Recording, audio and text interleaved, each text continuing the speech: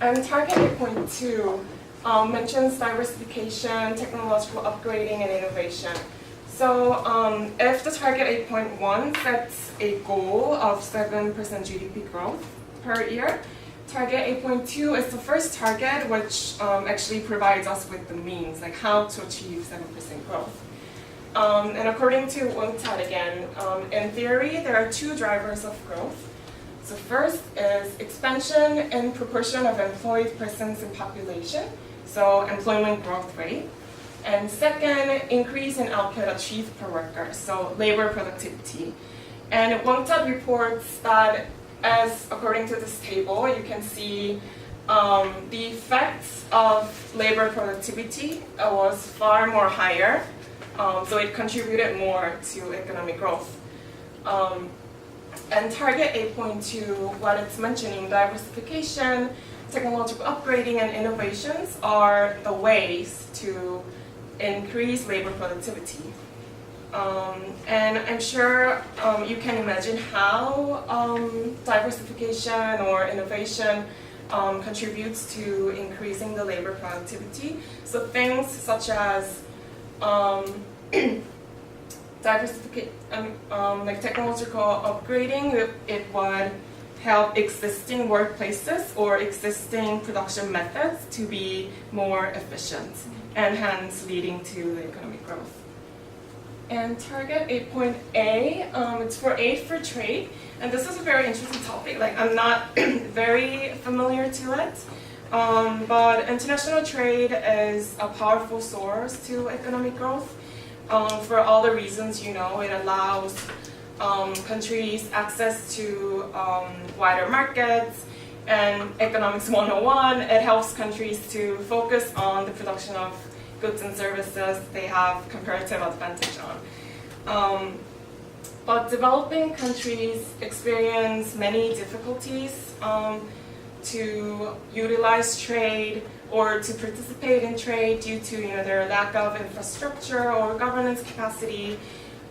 So in 2005, led by the World Trade Organization, was launched the Aid for Trade Initiative, which is specifically mentioned in Target 8.A. And this was launched in order to help the least developed countries maximize gains from trade, and to reduce trade costs, meaning lack of their governance capacity, their lack of national rules or regulations that are in accordance with international trade agreements.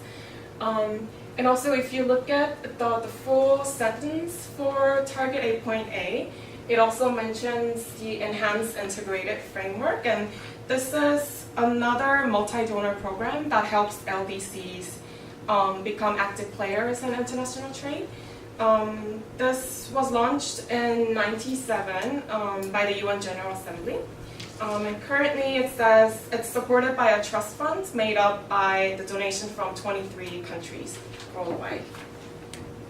And let's move on to the second term, employment. And shall we also read the top three?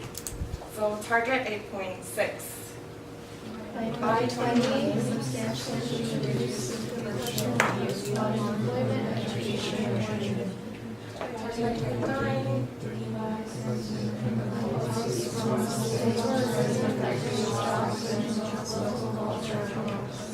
8.B. By 2020,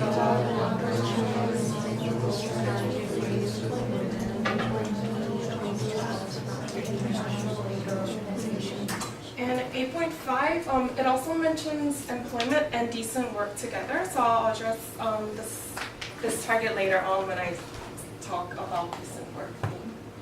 So targets 8.6 and 8.B are about youth employment or youth unemployment.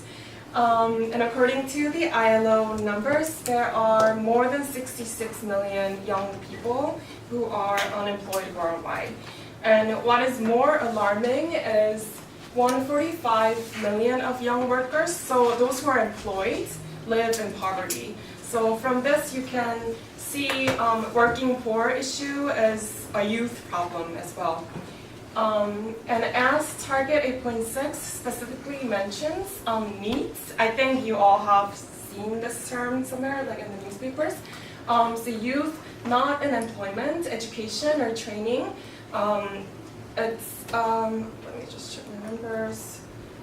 Is also a big problem that needs to be addressed to solve the youth unemployment issue. So according to the ILO numbers again, more than 1 in 5 young people are counted as NEET population. And 34% of NEET population are young women and 10% young men. So you can see the gender differences regarding this problem as well. And in order to address the youth unemployment issue, ILO launched the Global Jobs Pact, which is mentioned in Target 8.B. And this is a very practical, realistic set of policy measures which countries can adopt, and other stakeholders such as corporations can adopt in order to improve youth unemployment situation. And it tries to specifically address youth unemployment caused by the global financial crisis. So for those of you who are going to be working on Goal 8, maybe go on to the Global Jobs Pact website and check out the specific measures, like which specific activities or policies they are recommending.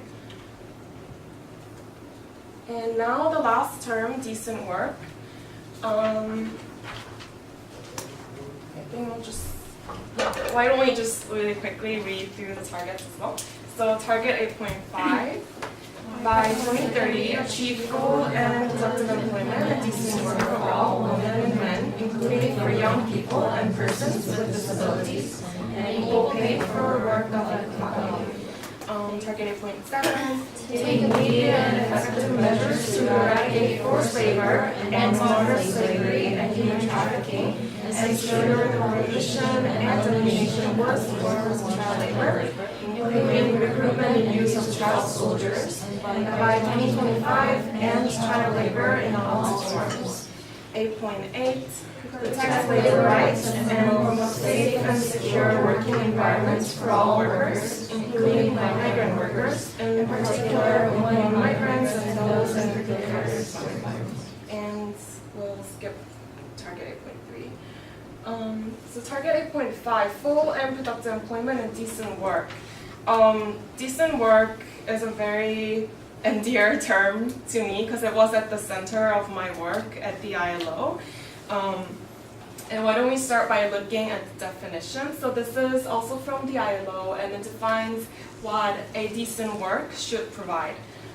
Maybe shall we read it together? So first, a fair income, security in the workplace, social protections, better prospects for personal development and social integration, freedom to express concerns, organize, and participate in decisions that affect their lives, equality of opportunity and treatment.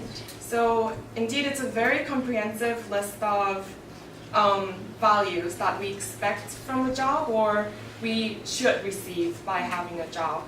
And again, it's very important to remember that this is a internationally agreed language, because it's not only used in ILO documents, but go onto a UN website and check out some of the other international outcome documents, such as the Paris Agreement, which we know as addressing the climate change issue, or Universal Declaration of Human Rights, or any other UN documents would use the term decent work when it's speaking about the issues relevant to employment, like jobs, human rights, and labor rights. And importance of knowing this term is, so one of my jobs at the ILO was reviewing and analyzing all the UN General Assembly resolutions to see if member states or whomever drafted the UN resolutions are using the right terms. And if they were using terms that are related to labor rights and employment, whenever it wasn't quite right, it was my job to meet them and persuade them to use the right term, decent work. And importance of doing that work, it's a very tedious job, a lot of meetings and a lot of time put into negotiating, but it's a very important process because I believe agreed languages are, it forms mutual understanding among different stakeholders with different interests. So you should be using the right term, the agreed term, and start on the same basis. And it gives everyone a common perspective when we try to look at the global issues, which we all have to tackle together. So it's important to remember the key terms and try to use that terms. So later on, when I've heard that you guys will be working on preparing policy recommendations on the goals. So when you guys are doing that, when you're drafting the words, try to use the agreed languages, because that's what gives you more persuasion, I guess. Like when you're, think about that you're bringing that policy recommendations to member states or any other stakeholders, it's easier to persuade them when you use the right term and say, oh, this is agreed by this many countries and signed on, by this many countries. So this is where we start the negotiation. Let's see, and how to measure decent work, it's a very challenging topic because this is a very comprehensive list. And how are you going to measure if a job provides better prospects and personal development and social integration? It's a very challenging job. I don't think we will have enough time to go through the indicators. Just go on to Google ILO decent work, and you'll see on there you can find decent work indicators, a long list of indicators, and also country reports, like decent work country reports. Some of the examples of how the ILO used these indicators to assess the decent work situation in certain countries. In targets 8.7 and 8.8, these are the, I would say these are the antithesis of decent work. So this is everything that decent work is not standing for. In target 8.7, it's about forced labor, modern slavery, human trafficking, and child labor. This is a very ambitious goal, actually, because it calls for the eradication of forced labor, not just the decrease, but eradication of forced labor, and also to end modern slavery and child labor.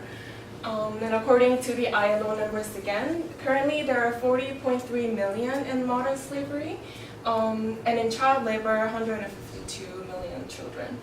And take a look at this graph. Modern slavery issue, it's actually, to address modern slavery issue, you have to be gender sensitive as well, because as you can see, this bar graph, 71.1% of victims are female. Go back.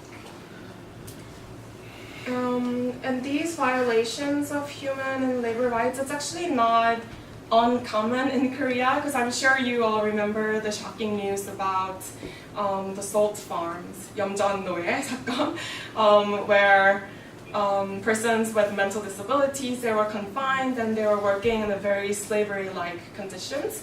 Or sometimes we hear stories about migrant women who are smuggled into Korea, their passports taken away, they're confined, and they're forced into sexual exploitation. So it's very common. And even sometimes at ILO conferences, Korea's compulsory military service is sometimes discussed as forced labor, because, and the reason for that is because, 군인 아저씨들 is sometimes assigned to do manual labor, like after flooding or 추수 시즌 되면은 약간 농사 이런 거 도와주시러 가시잖아요. So those kind of jobs are not really directly relevant to national security, right? So some experts do discuss whether this is a forced labor in South Korea or not. So I always find that very funny, but it's something that our government should really think about if we want to align our national labor law with the international standards. And target 8.8, it's about addressing the overall labor rights and safe and secure working environment. And here I wanted to point out migrant workers. Because migrant workers are often one of the vulnerable groups in the society that falls into insecure working conditions. And according to the International Organization of Migration, IOM, in 2013, 150.3 million workers were actually employed outside of their countries of birth. So this is a huge number. So when we talk about promoting labor rights, securing safe working conditions, migrant workers should always be on the top of the agenda. Let's see. And last part of my presentation, I just wanted to give you a brief update on the progress made on SDG Goal 8. And high-level political forum, it's under the ECOSOC, and this was established and mandated specifically to be the main UN platform to review the progress made on the SDGs. And this information is from the progress report of 2017 submitted by the Secretary General. So let's quickly go through it.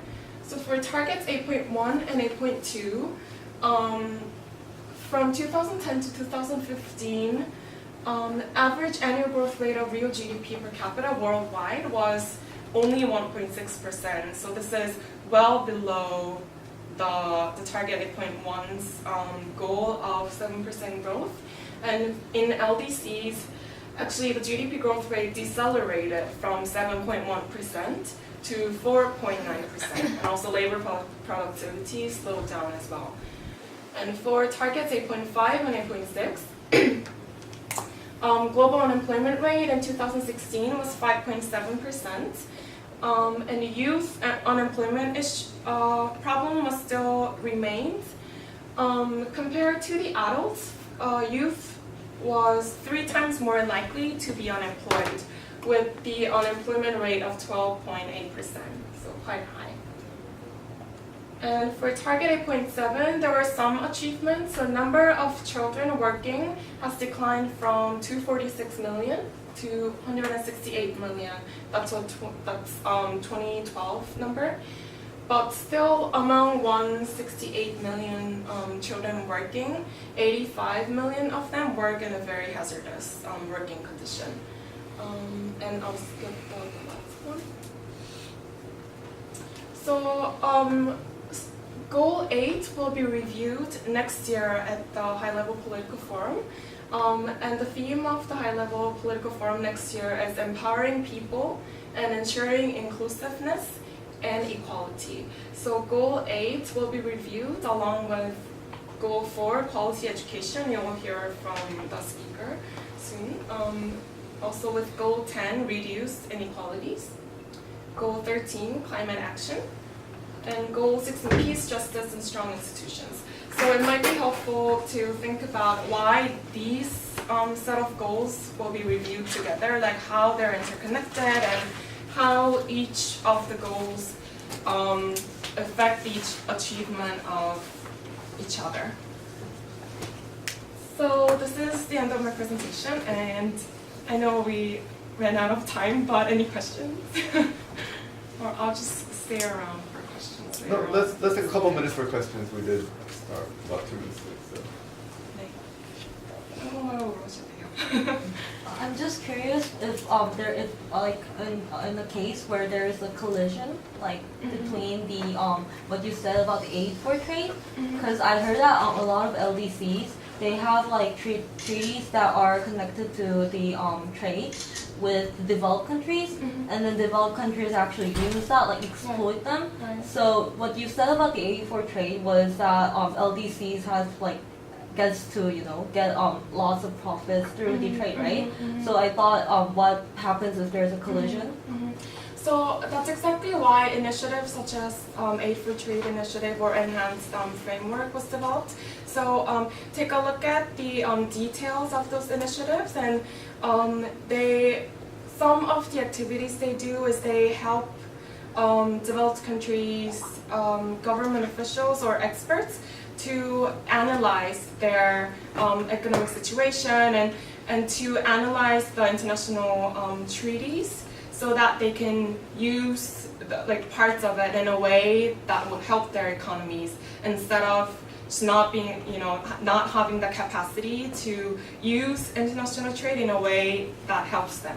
So those are the initiatives to address specifically that matter.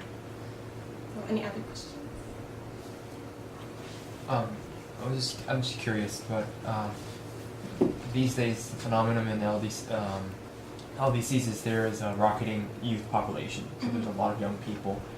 But is it the reason why there's a rocketing youth population, but also a high unemployment rate for the youth? Is it because the LDCs cannot provide the opportunity to the youth population, or is it because I personally think that instead, since they have a high youth population, they have the more chances to bring opportunities to them because of their improving economy. Right. I'm not an expert on this issue, but my answer to that would be having a large proportion of youth population in the economy and having the job market for them, it's a different story.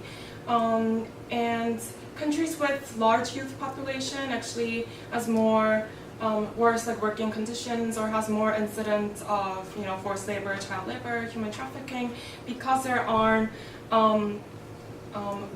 established job markets for them, or private sector that's not dynamic enough to provide jobs for them. So they're more easily falls into jobs that are not protected by legal system. So I don't know if that answers your question. It's great. Yeah. Thank you. Can you tell us more about your experiences at ILO? I could, but should I do that now? Very quickly. Okay. So my job at the ILO, I worked to establish the Alliance 8.7. So 8.7 referring to the target 8.7 of the goal 8.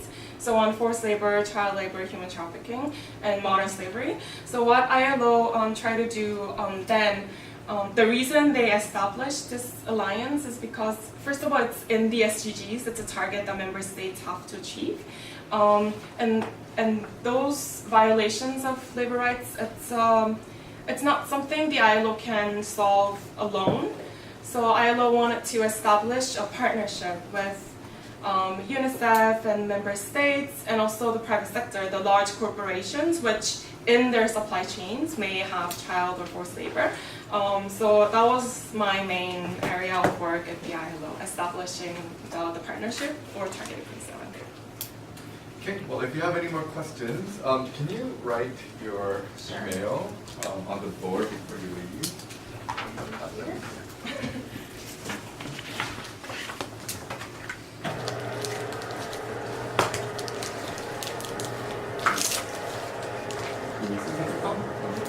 Okay.